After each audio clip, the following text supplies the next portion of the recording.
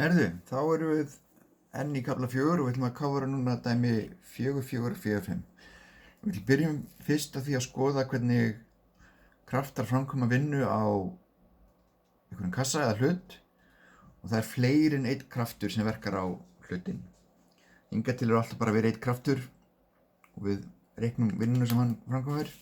Það er alltaf kraftar sem framkoma vinnu og vinna er reiknum svona, work er sama sem force sinnum vegalengd sem hluturinn fer og sem kemur sinnum þetta cosinus og þeta, það sem þetta hornin og þeta það er munurinn á því í hvað átt krafturinn verkar og hvert hluturinn færist.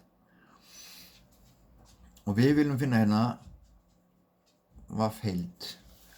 Þetta er heildarvinnan sem er framkvæmd á þessum kassa. Og þið sjá að það eru tveir kraftar sem verka á hann. Það er verið að tosa hann til hægri, núningskrafturinn verkar til vinstri og þessi kassi færist 5 metra hérna til hægri.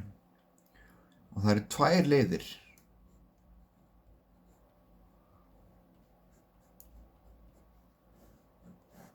Tvær leiðir til þess að finna út heildarvinnuna og það er annars vegar einfallega að finna vinnuna sem kraftur F2 gerir mínus eða pluss vinnan sem núningskrafturinn gerir. Þetta er vinnan sem F2 gerir, þetta er vinnan sem núningskrafturinn gerir. Og við sjáum bara leggja á saman. Þá ertu að koma heildarvinnuna. Og við getum sagt, ok, vinnan sem tókrafturinn gerir, það er 20, það er krafturinn, vegalengdin er 5 og krafturinn er í sömu átt og hluturinn hreyfist. Krafturinn er í þessa átt og hluturinn hreyfist í þessa átt líka. Það eru bæði til hægri, þannig að hornið hérna er 0. Þetta verður þá 100 og einingin er júl, stórt jóð. Ok, finnum núna vinnuna sem núningskrafturinn gerir. Það er krafturinn sem er 10, kassin hreyfist 5 metra. Nema núna er krafturinn að verka til vinstri en kassin hreyfist til hægri. Þannig það er 180 gráður hérna. Sem þýðir að þetta verður mínus 50 júl. Núningskraftar framkoma alltaf neikvæða vinnu. Þegar að vinna mútið hreyfingunni, þeir framkoma alltaf neikvæða hreyfingu. Neikvæða vinnu. Heildarkrafturinn verður þá einfaldlega 100 mínus 50 sem er þá sama sem 50 júl. Þetta er heildarvinnan.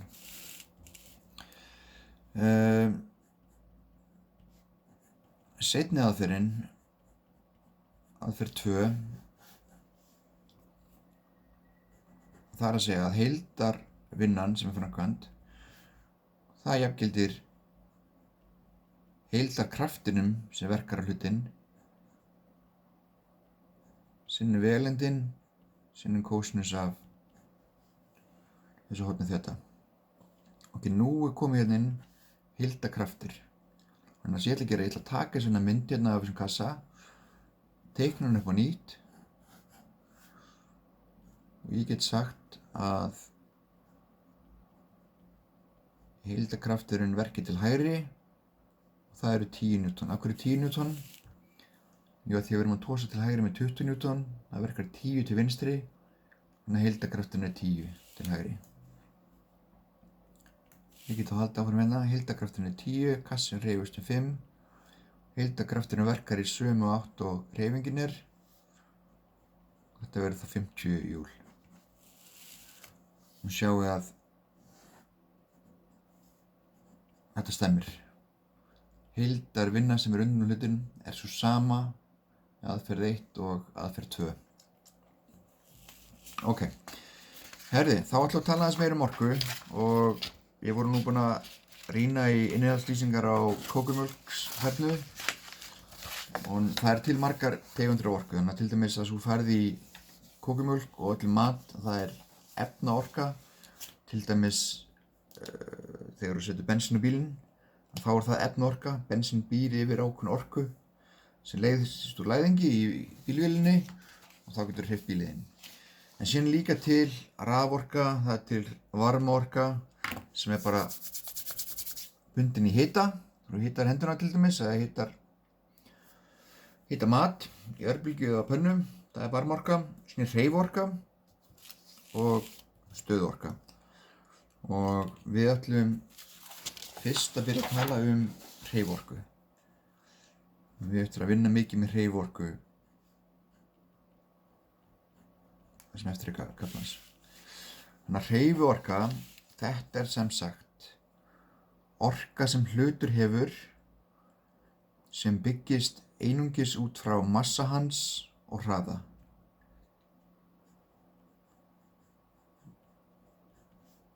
Byggist á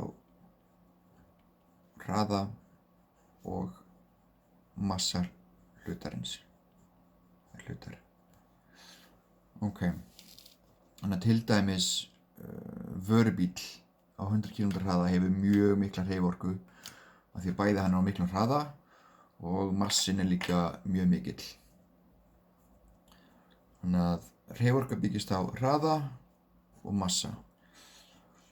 Og bókstafurinn fyrir hreyfiorku stórt K. Stórt K. Hreyfiorkan svona. Ég ætla ekki að fara út í hvernig þessi jafnaði leit út, en þetta bara á formúlarinn ykkar. Þetta hálfur sinnum massi sinnum hraði í öðru veldi. M massi. Massi í kílógrömmum. Og þetta hraði í metrum á sekundu.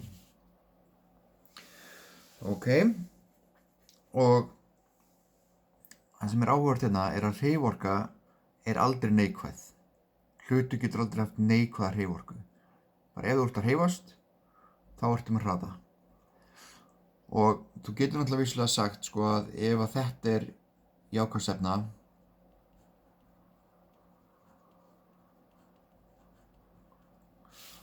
og það einhver hlutur að hreyfast til vinstri, þá hann kannski með mínus hraða, en sjáðu hérna, hraðinn í öðru veldi. Þannig að ef hraðinn mínustala, þá þetta bara mínustala sinnum mínustala og það verður alltaf plústala. Massi síðan getur ekki verið neikvæður, massi alltaf bara plús. Ok, þannig að þá komum við hérna að verkefni 4.4, lítur svona út. Hver hreyfiorka 2 tonna bíls á hraðanum 50 km/klst. Þannig að hérna þurfa að passa ykkur, þetta tonn. Við vinnum ekki með tonn, við vinnum með kíló, en við þurfum að breyta þessu í kíló. Eins hraðin í km/klst. Við viljum það ekki, við viljum vinna í metrum á sekundu. Og þá þurfum að taka þetta og deila með 3,6, þá fáið þið metrum á sekundu.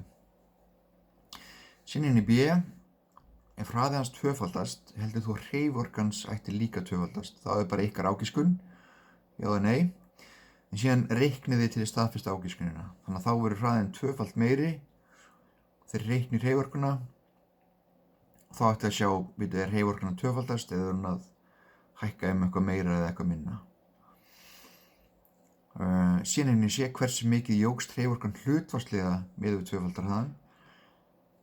Það að segja ef að hreyfiorkan að tvöfaldast, að þá hún að hlutfallslega hækka 2. Ok?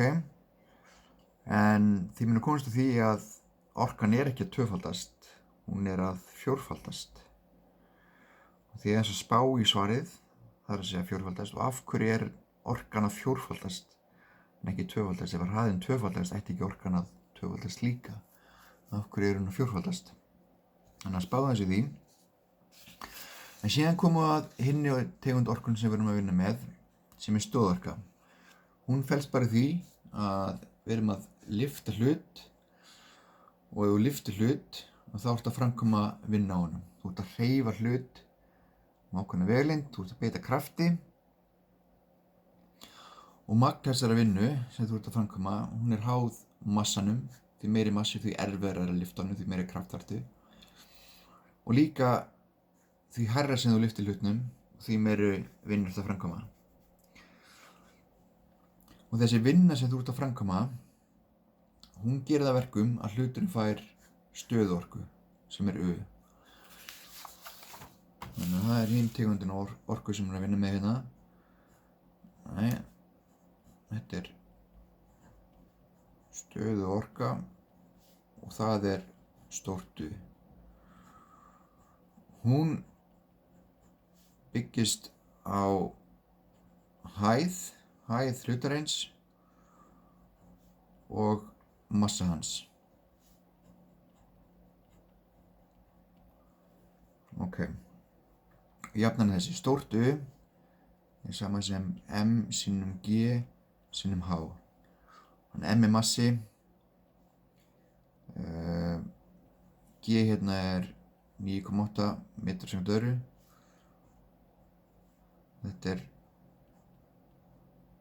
Þetta segir hérna hæðabreyting.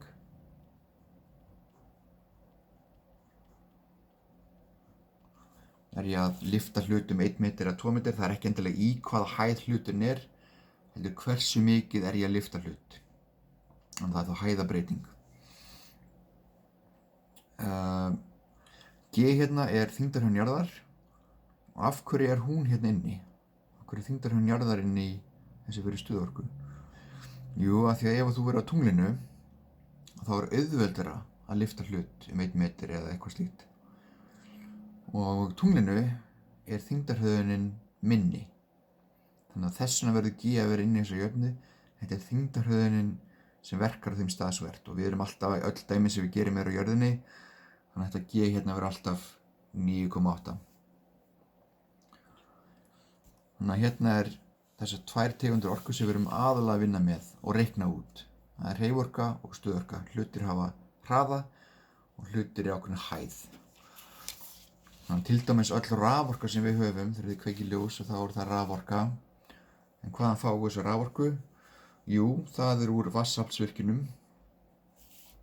Þær byggjast á því að það er eitthvað uppistöðulón og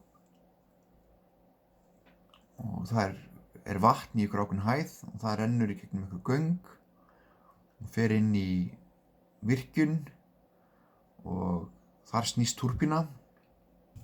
Og þá er það verið að nota stöðuorku vatnsins, vatn í ákveðinni hæð. Því hærra sem vatnið er, því meiri orka. Því meira vatn, því meiri massi. Þannig að raforkan sem við fáum, það er bara stöðuorka vatns. Því meira vatn, því meiri orka. Því hærra sem vatnið er, það er að segja því dýpri sem stíflan er, og því meiri raforku fáum við.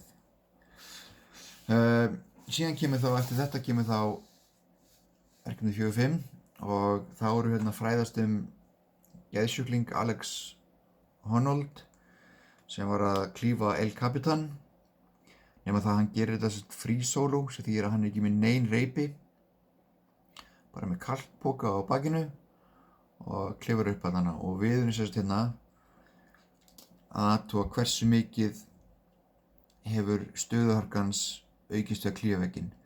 Þannig að það aukist reyna undirstrikað af því að hann hefur náttúrulega stöðuorku þegar hann er að fara að klífa vegginn. En